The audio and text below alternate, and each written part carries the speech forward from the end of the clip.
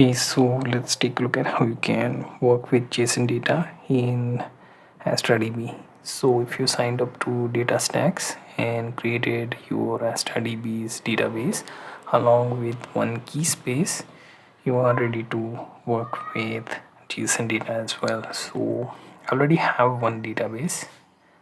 If I click on it, it should take me to the dashboard where I can see the database along with its region and the key space, right? I made 6 read requests and a write request. Storage is pretty minimal, 145 KB and 19 MB of data transfer, right? So if I go to the console, right, it should look something like this. Try and open it in new tab, right? It should open in a new tab and looks like this. So let it load.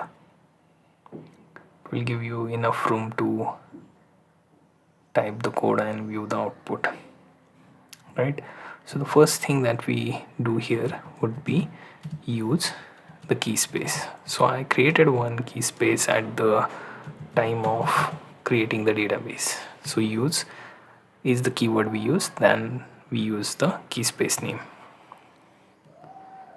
Okay, sorry, so there is spelling mistake and it is going to call me out on that, right? So we got our key space worked.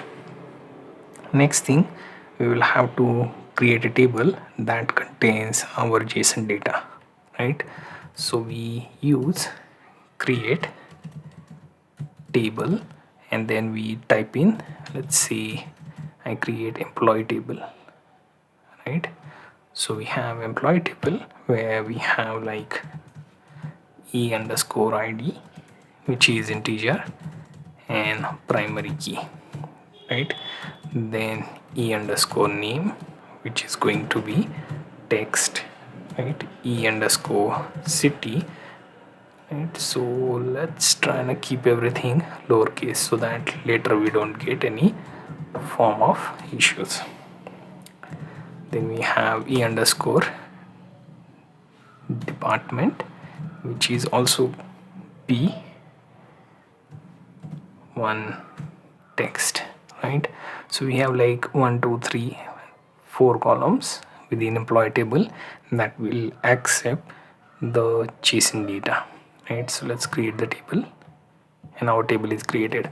So if we type in select, then star symbol from and then name of the table that we just created, then semicolon to end, and notice that our table structure is there: eid, ect, e department and name, right? So now we are going to fill some JSON data into this. So for that, what we can do is we will write insert into, right, then space, then our table name, then we have to specify the type of data, right? So in this case, as you can see, it's JSON data.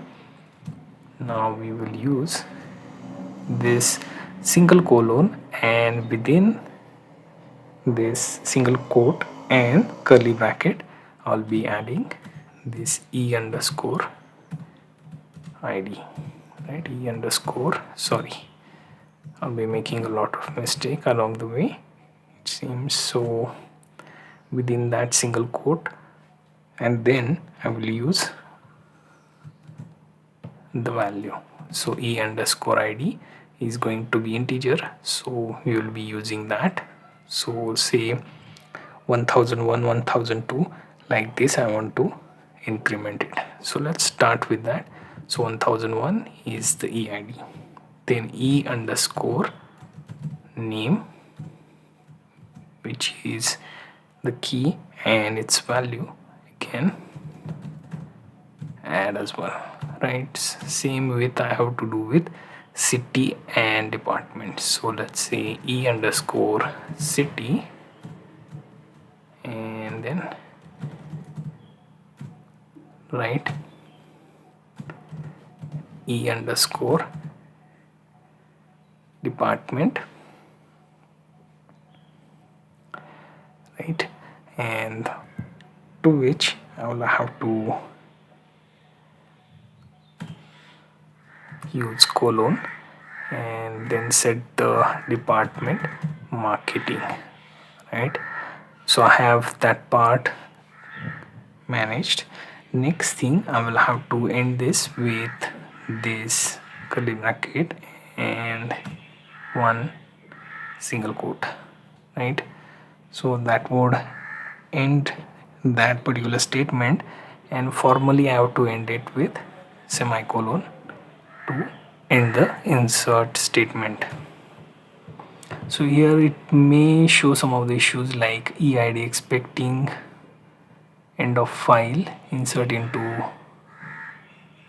JSON EID. So it seems it expects me to add a single quote there and not some number directly, right?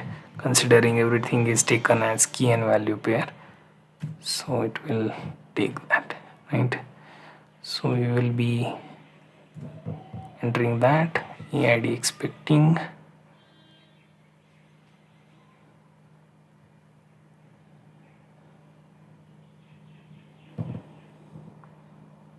okay. So the thing is it is going for end of file means we will have to start with the double quote, right? Single quote seems to be causing that issue, so we'll go with end of file there, right, with single quote, right? So we will be changing that part, right? So unfortunately I will have to rewrite literally everything. To avoid that, I just am fixing the previous entries, right? So you can do that. It may take few seconds here to fix it, right?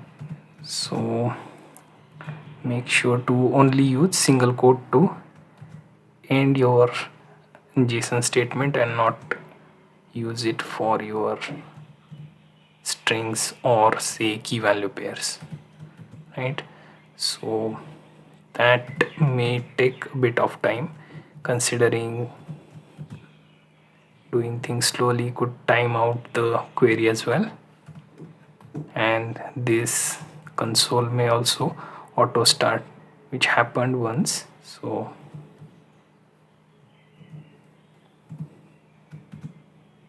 right, another thing would be to watch out with the end of the statement single quote there at the end, you can see, right? So you got your entire query set there, and let's go to the end of statement and notice that the moment I changed entire query with that double quote, the query gets accepted. So if we decide to add a few changes again, so we will just make minor adjustment to what we have already, right? So that it can add at least one or two more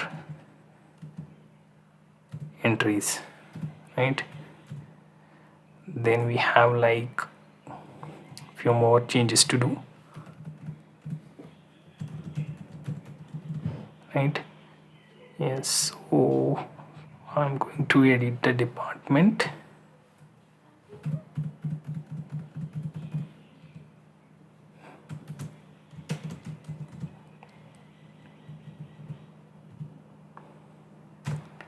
right? So we have like 1 2 3 entries, so third one will be where I'm going to edit with number 1003, right? Can use as many entries as you want. The thing is, you'll just have to make sure that you are adding those within this double quote, right? So I have shown you both by making mistakes of using single quote as well as with this double quote, right? So let's see if that works properly.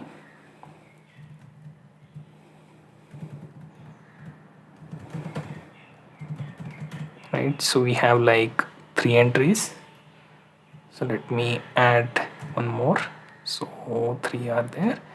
Now let's add the final one, then I will show you how my table looks with JSON data, right?